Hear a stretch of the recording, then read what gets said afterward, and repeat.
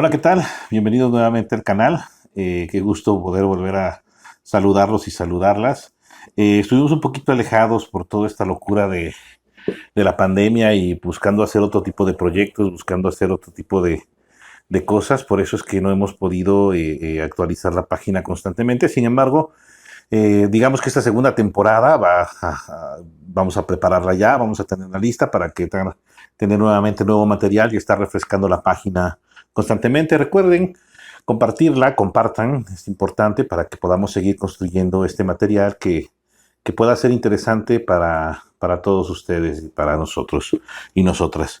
Entonces, hoy vamos a platicar un poquito sobre qué pasa a la hora de obtener la historia, ¿no? ¿Qué pasa cuando estamos obteniendo la historia dentro de los procesos de diálogo? De repente, me parece que una de las grandes complejidades que tenemos en los procesos de diálogo, sobre todo cuando tenemos dos partes o más, dos personas interesadas o más, y en esto me puedo referir tal vez de repente a la psicoterapia de pareja, a la psicoterapia familiar, o a los procesos de mediación, o a los procesos de juntas restaurativas o círculos de paz, que tenemos una verdadera dificultad para establecer la historia, ¿sí? Siempre estamos como batallando constantemente con lo que tiene que ser esa historia. ¿Por qué? Porque las personas generalmente van a llegar a contarnos su versión de la historia.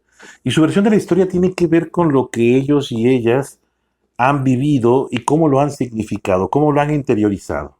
Entonces, es muy interesante darnos cuenta cómo han interiorizado esa historia y cómo dentro de esa historia generalmente no van a adoptar un papel de ofensores u ofensoras, sino van a adoptar un papel de víctima o van a adoptar un papel como de salvando la cara, que no quieren verse perjudicados o perjudicadas en esa historia. He tenido experiencias que el tema central del que vamos a hablar es una infidelidad y las personas realmente no empiezan hablando por eso, sino empiezan contándome de lo hermosa que es la relación y de repente cuando le toca hablar a la otra persona dice, sí, la relación era hermosa, pero me fue infiel. Y entonces es interesante porque casi ninguno ni ninguna de nosotras querría de entrada ser evaluada dentro de un proceso en el que lleguemos. Seamos muy honestos, muy honestas. ¿Cómo logramos llegar a mediación? ¿Cómo logramos llegar a un proceso restaurativo? ¿Cómo logramos llegar a psicoterapia? Hemos tenido que sortear muchas barreras. No es fácil, no es nada fácil lograr llegar ahí. No es nada fácil porque tenemos que sortear vergüenza, tenemos que sortear burlas muchas veces de personas que no saben a qué vamos. Tenemos que sortear una lucha contra el ego, que pensamos que nosotras podemos resolver las cosas solas o que nosotros podemos resolver las cosas solos. Y esto llega en momento donde no es cierto. La mediación, la psicoterapia, los procesos restaurativos existen porque llega un momento donde por nosotras mismas, por nosotros mismos, por el tipo de cultura y comunidad en el que vivimos, no es posible que solos y solas podamos resolverlo. Entonces, a pesar de que hagamos las mejores preguntas abiertas y preguntas muy bien dirigidas, creo que lo que tenemos que empezar a darnos cuenta es que tenemos nosotras como facilitadores, como facilitadoras, ir armando la historia, ¿sí? Me imagino que podamos trazar, ¿sí? Trazar una línea del tiempo de lo que nos está contando las partes, de lo que nos están contando las personas. ¿Qué fue lo que pasó primero? Si nosotros le preguntamos a una persona, ¿qué hiciste hoy en la mañana? Va a resaltar ciertos puntos, los puntos a los que les da importancia. Y nos va a decir, me levanté, fui al baño, me lavé los dientes, desayuné y me vine al trabajo. ¿Esos 5 puntos son todo lo que pasó? Evidentemente no. Entre me levanté y fui al baño y me lavé los dientes, hay otras historias, hay huecos que yo puedo rellenar con preguntas. Pero lo que importa, más que rellenar esos huecos con preguntas, es establecer esos 5, 10, 20 puntos importantes que le dan lógica a la historia que nos están contando las personas.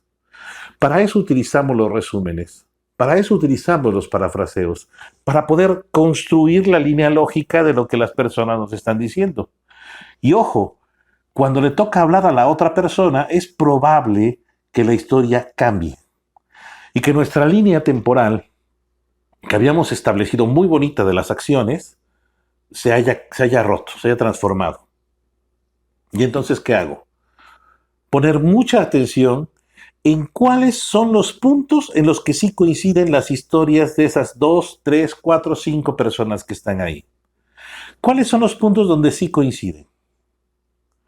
Es lo primero que tengo que detectar. Lo segundo, ¿cuáles son los puntos no importantes donde no coinciden? Y tercero, ¿cuáles son los puntos importantes sobre los que no coinciden? Los puntos no importantes sobre los que no coinciden es evidente que podemos desecharlos inmediatamente, pero para poderlos desechar o poderlos no tocar en la mesa, no tocar en la sala, no tocar en el consultorio, pues primero tenemos que darnos cuenta que no son relevantes para la historia. ¿Nosotros decidimos eso? No, generalmente las partes deciden eso, las personas a las que estamos acompañando. Los puntos en los que coinciden es muy importante encontrarlos y nombrarlos en los resúmenes. Concentrarnos en esos puntos, porque son los que nos van a dar la línea del tiempo de ambas personas. Recuerden, vemos primero la línea del tiempo de la parte A, la línea del tiempo de la parte A, y cuando las cruzamos, encontramos los puntos de coincidencia, los puntos de no coincidencia no importantes y los puntos de no coincidencia importantes. ¿Y qué hacemos con los puntos de no coincidencia importantes? Tenemos que revisar con las partes qué tan importante es llegar a una solución de ese punto o un acuerdo de ese punto. No concentrarnos en ellos, ver con algunas preguntas si podemos llegar a, dentro de esa historia, dentro de esos puntos, buscar llenar los huecos donde muy probablemente encontremos nuevas historias con nuevos acuerdos, con nuevos puntos importantes. Pero intentar no concentrarnos en ellos, porque si nosotras, los facilitadores, mediadores, terapeutas, nos centramos en esos puntos de desacuerdo, lo único que vamos a estar construyendo es separación, ¿sí? Polarización del conflicto. Nosotras estamos cooperando porque el conflicto siga avanzando y siga creciendo.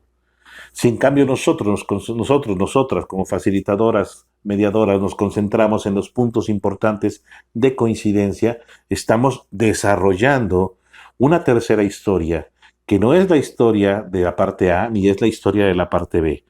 Y ojo, tampoco confundir con la teoría narrativa de la historia alternativa. No, estamos desarrollando una tercera historia que es la historia de estas dos personas en el proceso.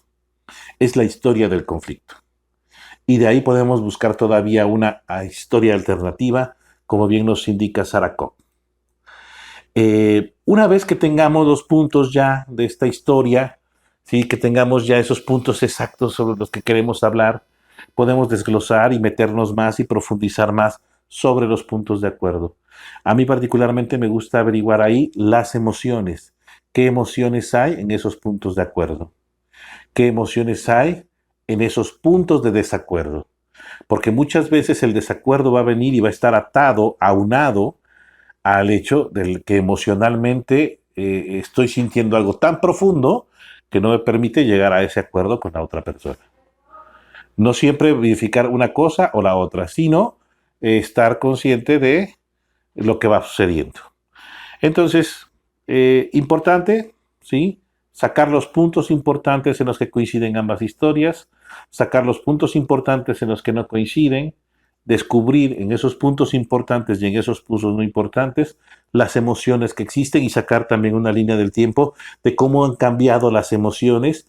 Para mí es muy bonito decirle a las personas y hacerles ver, hacerles comprender con un resumen cómo han venido sintiendo tantas cosas a lo largo del tiempo, cómo ha cambiado su percepción emocional también.